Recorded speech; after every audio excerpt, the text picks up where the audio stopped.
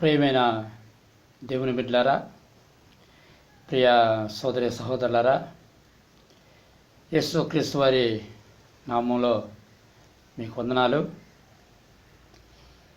నా పేరు BT Paul. నాది గంగల్పూడి గ్రామం. అక్కడ నేను సేవ చేస్తూ ఉన్నాను. ఒకరోజు ఒక ఫాస్టర్ గారు నన్ను వాళ్ళ చర్చికి ప్రార్థనకి పిలిచాడు. నేను వాళ్ళ చర్చికి వాక్యం చెప్దామని చెప్పేసి నేను ప్రార్థనకి వెళ్ళాను. వెళ్ళిన తర్వాత ఒక బ్రదర్ నన్ను ఒక ప్రశ్న వేశాడు. ఆ ప్రశ్న ఏమిటంటే, యేసుక్రీస్తు వారు మన కోసం రక్తం కార్చి ప్రాణం పెట్టారు. మరి ఆ రక్తము మరియమ్మదా, మానవులదా, లేకపోతే దేవునిదా అని నన్ను అడిగాడు. అతనికి నేను లేఖనాల ద్వారా సమాధానం చెప్పాను. ఈ విషయం చాలామందికి సందేహంగా ఉంటుంది, కానీ అడగడానికి భయపడతారు. అది చాలా ముఖ్యమైన విషయం ఇది. ఎందుకంటే ఆ రోజుల్లో ఉన్నవాళ్ళు కూడా ఈయన మరియమ్మ కుమారుడు కాదా, యేసేపు కుమారుడు కాదా అని అనుకున్నారు, అడిగారు, అనుకున్నారు. ఎందుకంటే మరియమ్మ ద్వారా యేసుక్రీస్తు లోకానికి వచ్చారు కాబట్టి. తల్లిదండ్రుల యొక్క రక్తము బెట్టల్లో ఉంటుంది. ఆ ఉద్దేశంతో అక్కడున్న వాళ్ళు ఈయన మరియమ్మ కుమారుడు, ఈయన మనుష్య కుమారుడని కూడా చాలామంది అన్నారు. యేసేపు కుమారుడు కాడని చెప్పి చాలామందికి సందేహం వచ్చింది.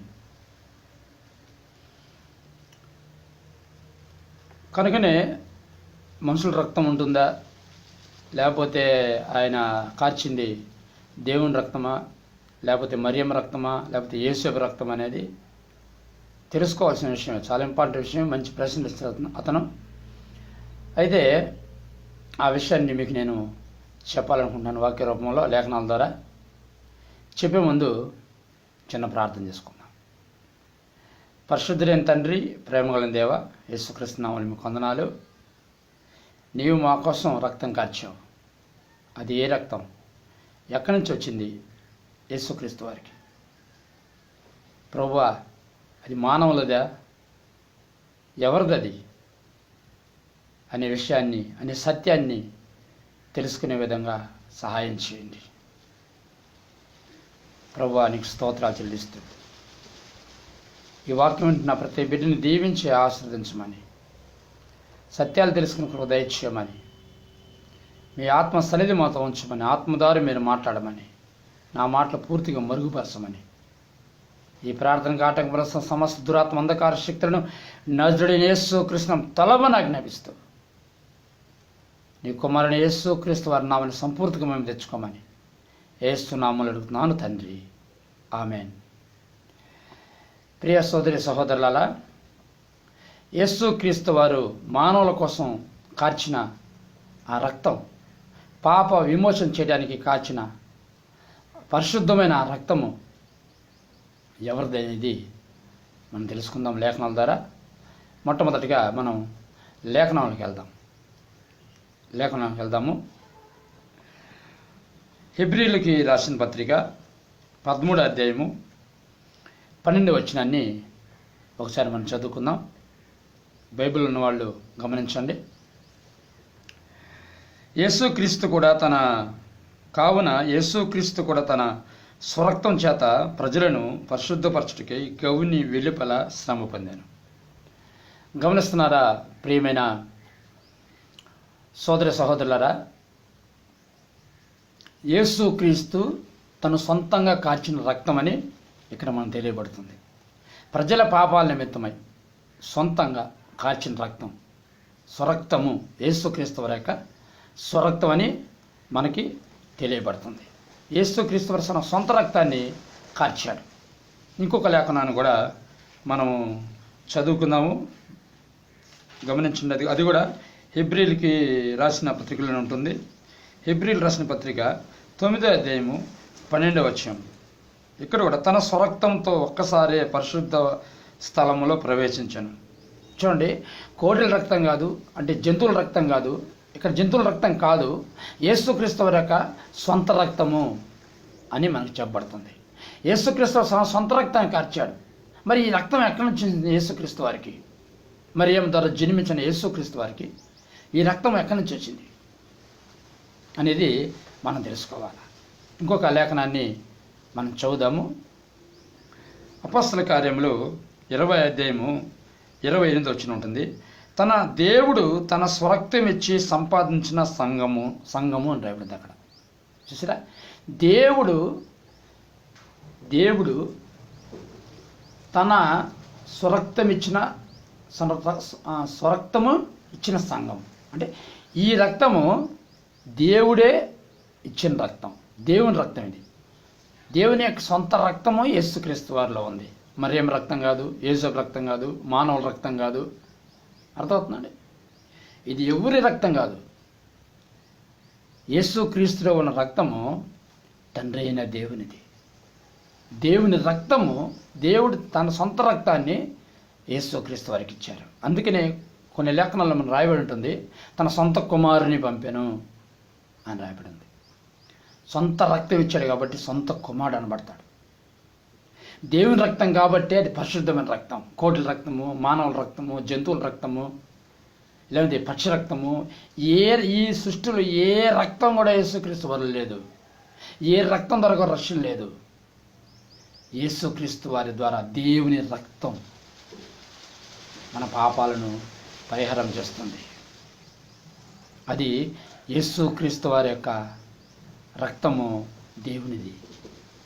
దేవుని యొక్క రక్తము యేసుక్రీస్తు వారిది. గమనిస్తున్నారా? ఇప్పటికైనా తెలుసుకోండి. మరియమ్మ కుమారుడు కాదా, యేసపు కుమారుడు కాదా, మానవుల కుమారుడు. కొన్నిసార్లు లేఖనాలు మనుషు కుమారుడు రాయబడి ఉంటే ఈ మనిషి కుమారుడు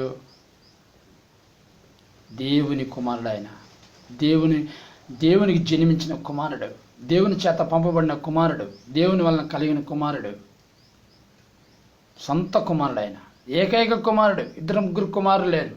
ఈ మధ్యన చాలామంది దేవునికి ఇంకో కుమారుడు ఉన్నాడని చెప్తా ఉన్నారు. వీడియోలు చెప్తున్నారు, పుస్తకాలు రాస్తున్నారు. యేసుక్రీస్తు ఒకే ఒక కుమారుడు, అద్వితీయ కుమారుడు. అద్వితీయ అంటే ఇంకో ఎవరు లేరు, రెండు కాదని లెక్క అనమాట. ఒకే ఒక కుమారుడు, ఇద్దరు కాదు. అద్వితీయ కుమారుడు యేసుక్రీస్తు వారు, సొంత కుమారుడు యేసుక్రీస్తు, సొంత రక్తంతో జన్మించిన కుమారుడు యేసుక్రీస్తు వారు. యేసుక్రీస్తు వారిలో ఉన్న రక్తము దేవుని రక్తము. ఇది గ్రహించాలి. అది దేవుని రక్తం కాబట్టి పరిశుద్ధమైనది. మానవ రక్తం పరిశుద్ధమైనది కాదు, జంతువుల రక్తం పరిశుద్ధమైనది కాదు. ఈ లోకంలో ఎవరి రక్తం, ఏ జీవి రక్తం కూడా పరిశుద్ధమైనది కాదు. ఒకప్పుడు పరిశుద్ధమైనది. ఆదాము ఎప్పుడైతే పాపం చేశాడో సమస్త లోకమంతా కూడా దుష్టుని యందు ఉన్నది. దుష్టులు లోబడిపోయింది, రక్తం కలుషితం అయిపోయింది. కనుకనే మానవ రక్తం ద్వారా రక్షణ కాదు కాబట్టి, మానవ రక్తం పరిశుద్ధమైనది కాదు కాబట్టి, దేవుడు సొంత కుమారుని సొంత రక్తంతో ఈ లోకానికి పంపించాడు. ఆ రక్తాన్ని యేసుక్రీస్తు వారికి కార్చారు కాబట్టి మనకి రక్షణ వచ్చింది. అర్థమవుతుందా ప్రియ సోదరి సహోదరులారా, దేవుని బిడ్డారా? గమనించండి. ఈ విషయాన్ని అందరికీ తెలియజేయండి. ఈ వీడియోని అందరికీ షేర్ చేయండి. ఎందుకు చెప్తున్నానంటే, మనలో ఉన్న రక్తం యేసుక్రీస్తు వారి, ఎప్పుడైతే యేసుక్రీస్తు వారిని మన సొంత రక్షణగా అంగీకరించామో, పాపాలు ఒప్పుకొని పరిశుద్ధపరచబడ్డాము, బాప్టిజం తీసుకున్నామో, ఎప్పుడైతే పరిశుద్ధాత్మ అభిషేకం పొందుకున్నామో, ఆయన రక్తం ద్వారా కరగబడ్డాం కనుక మనం క్రొత్త జన్మెత్తాము. ఆయన రక్తం ద్వారా మనం జన్మించాం. ఆయన రక్తం ద్వారా మనం జన్మించాం. మనలో ఇప్పుడు ఉంది యేసుక్రీస్తు వారి రక్తం. మనం కూడా దేవుని కుమారులమే. గమనించండి, మనం కూడా దేవుని కుమారులమే. యేసుక్రీస్తు దేవుని కుమారుడు, మనం దేవుని కుమారులం. తండ్రి అయిన ఆ దేవుని కుమారులం మనం. యేసుక్రీస్తు వారిలో ఉన్న రక్తం మనలో ఉంది. యేసుక్రీస్తు వారిలో ఉన్న రక్తం దేవునిది. ఆ దేవుని రక్తం మనలో కూడా ఉంది. కలుషితమైన మన రక్తం పవిత్రపరచబడి పరిశుద్ధాత్మ అభిషేకంతో మన రక్తం పరిశుద్ధపరచబడి యేసుక్రీస్తు వారి రక్తం మన రక్తంలో పురచింపబడి దేవుని రక్తం మనలోనికి దిగివచ్చి మన జీవితాన్ని, శరీరాన్ని, ఆత్మని, మనస్సును పరిచిందే దేవుని రక్తం. యేసుక్రీస్తు వారే కాదు, నువ్వు నేను కూడా, యేసుక్రీస్తు నమ్మిన నువ్వు నేను కూడా దేవుని రక్తాన్ని కలిగి ఉన్నాం. దేవుని రక్తాన్ని కలిగి ఉన్నాం. గమనిస్తున్నారు ప్రియమైన బిడ్డలారా, సోదరి సహోదరులారా. ఒకరోజు మా చర్చికి యేసు పలుకుచున్నాడు ప్రార్థన మందిరానికి ఒక సహోదరి వచ్చింది. ప్రార్థన చేశాను, చేపెట్టి ప్రార్థన చేశాను. ప్రార్థన చేసి యేసుక్రీస్తు వారి రక్తంలో విడుదల ప్రకటిస్తున్నా అని చెప్పేసి నా చేయి పెట్టాను, కుడి చేయి ఆమె మీద పెట్టాను. వెంటనే ఏమంటుంది, గమనించండి, ఏమంటుంది, యేసుక్రీస్తు రక్తం పరిశుద్ధమైంది, ఆ రక్తాన్ని ఉచ్చరించబాకు, ఆ రక్తాన్ని నా మీద ప్రోక్షించబాకు, నా ఒళ్ళంతా మంట పడుతుంది, కాలిపోతున్నాను, ఆ దురాత్మ అంటుంది, కాలిపోతున్నాను,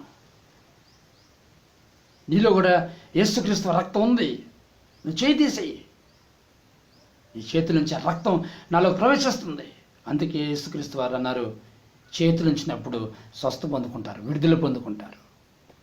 చేతులుంచి మనం ప్రార్థన చేయాలి, చేతులుంచి ప్రార్థన చేయాలి. ప్రేమే దేవుని బిడ్డారు. అప్పుడు మనలో ఉన్న పరిశుద్ధమైన రక్తం, పరిశుద్ధమైన పవర్, దేవుని యొక్క శక్తి, పవర్, పరిశుద్ధాత్మ పవర్. మరి ఎవరి గురించి అది ప్రార్థన చేస్తామో వారిలో ఉన్న రోగాన్నైనా సరే, దురాత్మనైనా సరే, పాపానైనా సరే, శాపానైనా సరే తీసివేసి వారి జీవితాన్ని పరిశుద్ధపరుస్తుంది. కనుక మనలో ఉన్న రక్తము యేసుక్రీస్తు వారిని నమ్ముకుని ఖచ్చితంగా ఆయనలో జీవిస్తున్న వారిలో ఉన్న ప్రతి రక్తం కూడా యేసుక్రీస్తు వారిది, తండ్రి అయిన దేవునిదని మనం తెలుసుకోవాలి. మనం ప్రార్థన చేసుకుందాం. పరిశుద్ధులైన తండ్రి, ప్రేమగల దేవ, యేసుక్రీస్తు వారి నామమున మీకు వందనాలు. ప్రభువా, ఈ వాక్యాన్ని వింటున్న ప్రతి బిడ్డని వీరు దీవించి ఆశ్రయించి నీ రక్తం ద్వారా కడగండి.